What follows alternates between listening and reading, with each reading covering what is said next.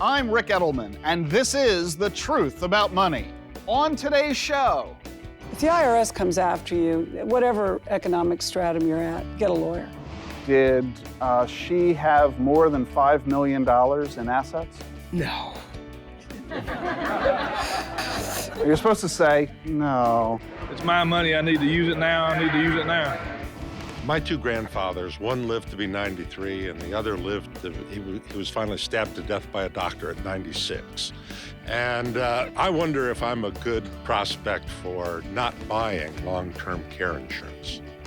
That's all coming up right here, right now on The Truth About Money.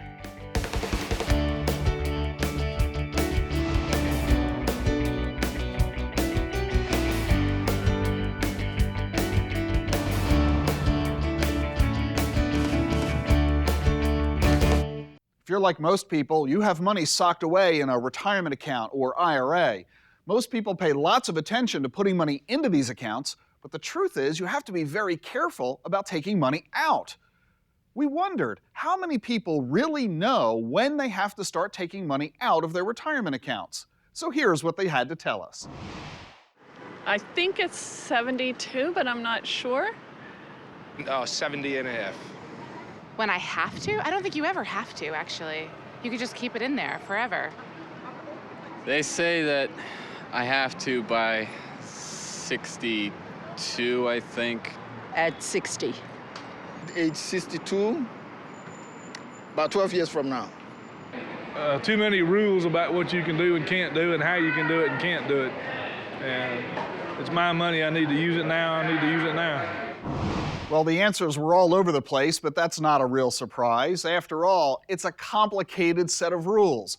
But don't despair, there are answers. All you have to do is follow what I call the Goldilocks rules. You remember Goldilocks, the story of the little girl who wandered into the three bears' house, tasting each bowl of porridge until she found the one that was not too hot or too cold, but just right. And then trying out all three beds for the one that was not too hard or not too soft, but was just right. And like Goldilocks, you need to make sure that you withdraw money from your IRA just right. Not too early, not too late, and not too little. Otherwise, the bears will eat you. Or rather, you'll pay big penalties to the IRS. Let's start with too early. If you withdraw money from your IRA or 401k, thrift savings plan, or 403b before you reach age 59 and a half, there's a 10% IRS penalty, and that's on top of the tax. So don't be too early. And don't be too late either. By April 1st of the year after the year you turn 70 and a half, and I want to meet the guy who wrote that rule, you have to withdraw a minimum amount of money.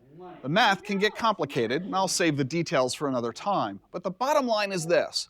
If you don't withdraw the minimum amount by the time you're supposed to, you'll not only owe taxes, you'll owe a 50% penalty. Yeah, 50%. Combined, taking too little or taking it too late could cost you as much as 95% of the amount that you were supposed to withdraw but didn't. So don't leave this to chance. Make sure you work with a qualified financial advisor and tax preparer to make sure that you handle the withdrawals from your IRAs and retirement accounts just right. We sent a video crew out onto the street to find out what questions you had about personal finances. Well, the crew hocked the equipment, but before they did, they sent in this footage. Hi, Rick. My name is Mary. I am temping right now due to a layoff, and we're making our payments. We're making our mortgage payments okay, and we're paying down our credit card debt. I just need to know, with what little is left over, what should I be doing after we've bought the groceries and, you know, your basic. What should I be doing? Should I be putting what little bit is left in just to the 401k, to the IRA, to regular savings, or should I be putting it towards our debt? Sure, financial planning is all about the long term, but there's more to life than just that. And that is especially critical when you find your career interrupted, as Mary has, along with a few million other Americans. If you find yourself in a situation where your income has dramatically dropped because you've lost your job and are now either earning less at another job or, in Mary's case, temping, what you need to do are recognize the two elements that Mary has recognized. The need to get through the day, and that means making enough money to pay the bills and keep your head above water, along with the need to remember that retirement is still looming off into the horizon. And that means Mary is right to be focusing on both tasks. She needs to build up cash reserves in case some other financial crisis arises, but she also needs to be recognizing that retirement is one day on the horizon. And that means she must continue to save. I know, it can sound kind of weird. Why bother saving for your future 10 or 20 or 30 years from now when you're struggling to pay your current bills and you've got some current debts to deal with? But the fact is that you will always have current bills to pay, and you'll probably always have debt of some kind too. If you focus only on bills and debts and you never save for retirement, well, what are you going to do when you're 65 or 70 years old? Retirement is unrelenting. That age is going to come, and you can anticipate it with extreme regularity. And that means the importance of saving for your 401k for your retirement cannot be overestimated. So Mary, take that extra discretionary income you've got after you've paid your bills and the minimum payments to credit cards and put that extra cash into your 401k. We never know what people are going to ask me during our live audience Q&A. Check this out. My question has to do with estates and estate taxes. We are just opened up my husband's deceased mother's estate. And what kind of taxes can we look forward to once the estate is closed? Did she have more than $5 million in assets? No. You're supposed to say, no. There aren't going to be any estate taxes. Oh, okay. Under the law that's in place at the moment, the 2-year extension that Congress created in 2010 that's effective for 2011 and 2012, the estate tax is only applicable for estates above $5 million. And if you're a married couple, that becomes combined for a total of $10 million. So anybody who dies with an estate below $5 million or $10 million if you're married aren't going to pay estate taxes. There might be other kinds of taxes associated with the deceased. Some states have a different kind of a tax from an estate tax that might be payable at the state level. So you need to check with an accountant to determine if that's applicable in the state where you live. But generally speaking, there aren't going to be any taxes that you need to be worrying about. Okay, but we should file an income tax form, an estate form. Depending on the size of the estate, you may need to file a federal estate tax return, but that doesn't mean that there are going to be any estate taxes that need to be paid. Okay, thank you. Hi, Rick. I'm wondering, I have my two grandfathers. One lived to be 93, and the other he was finally stabbed to death by a doctor at 96. And I wonder if I'm a good prospect for not buying long-term care insurance.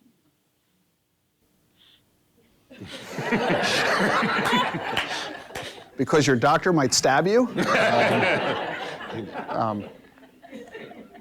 You know, it's interesting. We all know the incredible work that physicians do, and a lot of folks would say I could never be a physician because, you know, if I make a mistake, you know, my patient would die. And in our field, you know, it's often said that financial advisors have the same kind of thing. People say I could never do what you do. I would never tell someone what to do with their life savings because if I was wrong, you know, so we say, well, I can't kill you, but I can make you wish you were dead. Long-term care is essential, especially because you have a long life expectancy. If you were, on the other hand, very convinced that you had a short life expectancy, either because of family history or your own medical condition, then you wouldn't care about long-term care. But because you are reasonably expecting to live well into your 90s, and because half of all Americans over the age of 65 will require care at some point in their lives, and because the average annual cost of care is $84,000 a year, how long would you be able to pay that bill when you might be someone who could need it for 20 years? So you're an ideal candidate for buying long-term care insurance. Thank you.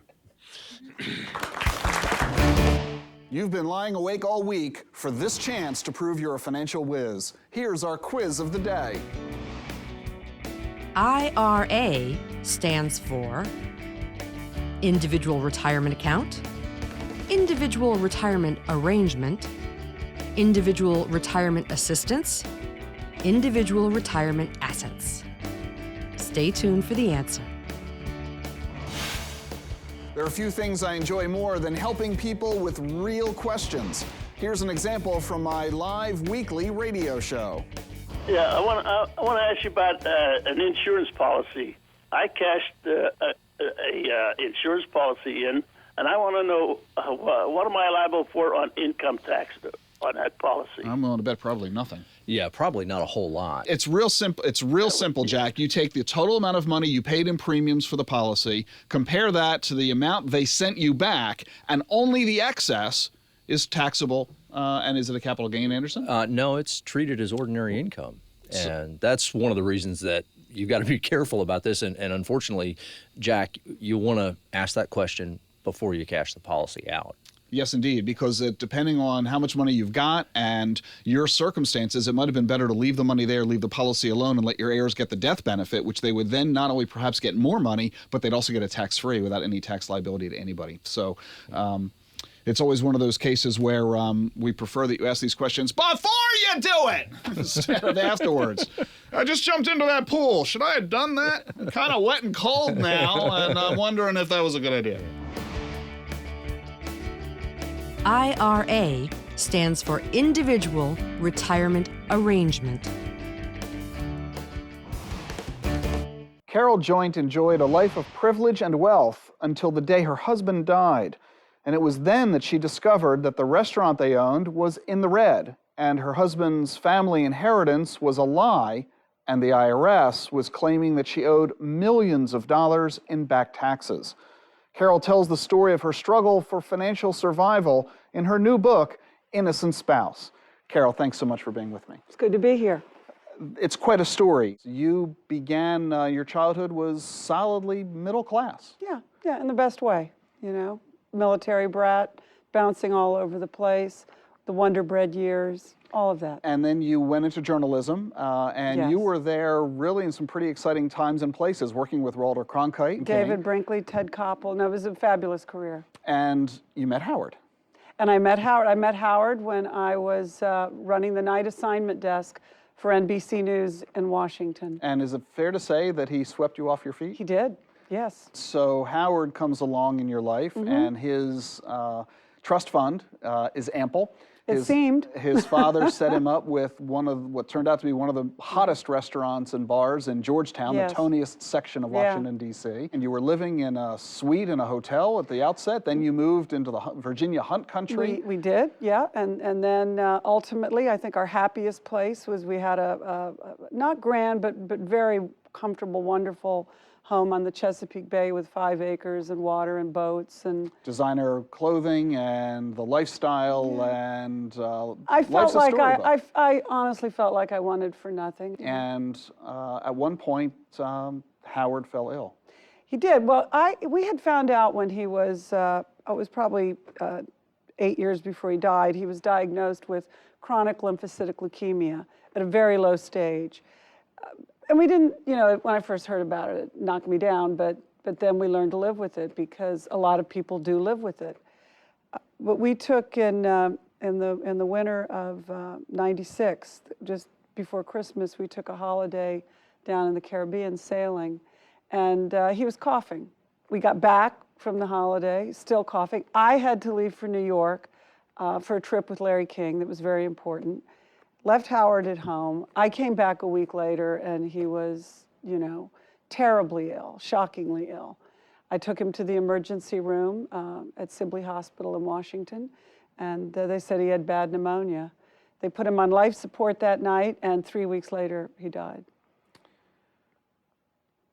That tragedy is as bad as it gets, losing a spouse so suddenly and unexpectedly. But the tragedy for you really only then began, as you began to discover some of the truths about Howard's financial life that you had not been aware of. Howard's accountant said to me at one point, you know, you need to go see Howard's lawyers. And I was like, okay, why? You know, yes, what, why? He said, well, because you own Nathan's now. And I'm like, yeah, that's right, I inherited it, I know, but okay, I guess this is some bureaucratic red tape I have to go deal with. So I called and made an appointment to go in. I mean, he was always seeing lawyers. He was always being audited. So I had nothing to do with the restaurant. That was his world, mine was TV. We had separation of profession. And the lead lawyer starts to talk to me, and he said, well, you know, Howard was under investigation for criminal tax fraud. And I'm Criminal tax fraud. Right, and I said, well, I didn't know that. I said, I know he was seeing you, but he told me that he couldn't talk, that you told him he couldn't talk to me about it. And they said, that's right. I said, so no, I don't know anything about criminal tax fraud. And they said, well, yes, he's being investigated for criminal tax fraud. We think they're dropping the criminal charges, but it's still a big case. How much was the IRS suggesting that he owed? Well, yeah, it came to about $3 million. But I'm there, you know, assembling this information in my brain when they said, because I'm thinking, well, he's dead, so this means the case is going to go away. And they said, you assumed that with his death, the taxes went away too. Well, because he did it. And then they looked at me and they said... You've heard the phrase death and taxes. Yes. And they said, as the heir to his estate and the business, you're now the defendant. So you inherited not just the bar, but his legal and tax bills. It was one of the most stunning things that anybody's ever said to me in my life. I mean, just repeating it now brings the chill back down my spine that I remember feeling of just such total fear. I fired the law firm that told me I was the defendant, because not only did they tell me I was the defendant, they said there's this little thing in the law called innocent spouse. Which is now the name of your book. And I said, yes, that's me. Let's go for it. And they said, well, you don't stand a chance. Look at you. You're dressed to the nines. Indicted by my clothing. You know? Clearly, you knew there was no money in the business, and yet you were living as though there was. That's their view. I knew nothing about the business. You know, I knew nothing about. As far as I knew, it was a very successful business. So you hired the former commissioner of the IRS, who actually wrote the rule that created the innocent spouse protection. Was that a coincidence, or were you steered to him? I did not know that going in. How did you find this attorney? I found him through a very good friend. Who probably knew. Bob Woodward. Who definitely knew. Bob Woodward and I go way back to covering the streets of D.C. during the anti-war movement, and we just stayed friends, and his wife was a friend, and Bob knew of your situation, and he steered you toward... He was the only person I allowed to read the IRS report, because Bob, with his incredible history as an investigative journalist, I thought whatever was in that report wasn't going to shock him. And after Bob read it, he called me and said, do you mind if I send this over to Sheldon Cohen? He represented me when Nixon audited Bob and Carl Bernstein during Watergate. And I said, yes, I need to get a second opinion. Please, yes, send it. And what was the outcome? The IRS granted me innocent spouse. It doesn't get handed out a lot, because you have to prove that you did not know that the comforts with which you're living came from ill-gotten gains. And while the IRS was assuming that your lifestyle was a result of your husband's failure to pay payroll taxes, you were able to argue that you were presuming that there was a trust fund and a very wealthy family inheritance supporting you and your husband. And I wasn't in the restaurant business. Anybody from the outside would look at Nathan's, packed every night of the week, and say, wow, this is a wildly successful business. I naively thought that going into it, you know, when I inherited it. So where does it stand now? The restaurant is closed. Gone. No longer exists. And all the strings and tentacles and everything are no longer on my back. And you are... Cost me a lot of money to get out of it, though. And you're back or still in your career. I'm unemployed, but I wrote a book. That's a job. Why did you feel compelled to share this story of what some people will view as an embarrassing personal saga? I don't, you know, I've been a journalist my whole life. I know reporting, I know telling the facts, and as this started happening to me, each time I shared my story, there would be somebody who would say, can my sister call you? She's going through a real bad divorce, and she thinks she's got an innocent spouse case. Or somebody would call me and say, I don't think my husband's paying taxes. How do I find out? What should you be on the lookout for? Well, I mean, for one thing, obviously, when I knew that I was going on my husband's will as the heir to his business, I didn't need to learn his business, but it probably wouldn't have hurt if I'd had my own accountant go over the books. If I just said, honey, do you mind if I just have an independent accountant look over what so-and-so's doing? That would have at least had me involved. I might have had an early warning that things weren't all right. What about the notion of filing separate tax returns instead of jointly? You had separate careers, separate incomes. You know, it just, I mean, I'm sure that's a good idea. It just never would have occurred to me because I didn't know anything was wrong. If I had it all to do over again, if I'm so lucky as to marry again, I would probably have an even greater separation. Did any of the attorneys recommend that you disclaim the inheritance? I don't even think that was an option. It may not have been. That's why it I'm never curious. came up. Okay. I mean, it was like it was mine. Just because you inherited the restaurant doesn't mean you had to accept it. I don't know if that's true. I think probably when I signed the will, accepting it, I had to accept it. Nobody ever gave me that option. They did give me the option of giving the keys to the IRS when we settled with the government. Sheldon Cohen said, you can give the keys to the IRS right now, you can walk away, you can leave your landlords holding the bag. And had you known it was worthless, you would have. I would have, yeah. So, and another lesson, speaking of lawyers, if the IRS comes after you, whatever economic stratum you're at, get a lawyer.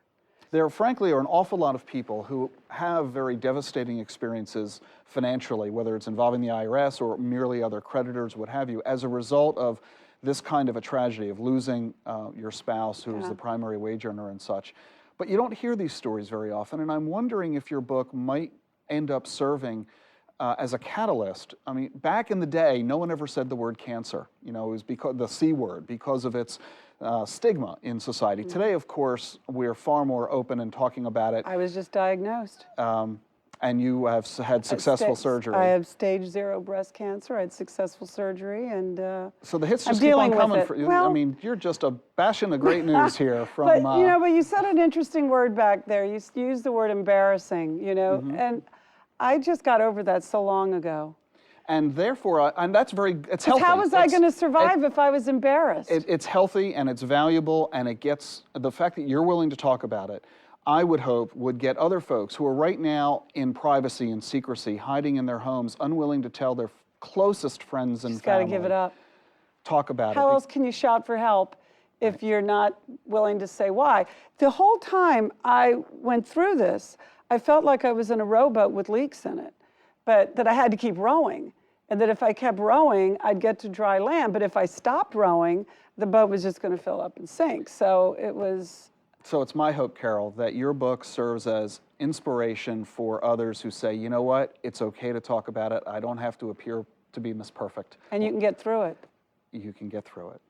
Carol, thanks so much for joining us. Thank you, Rick. Thanks very much.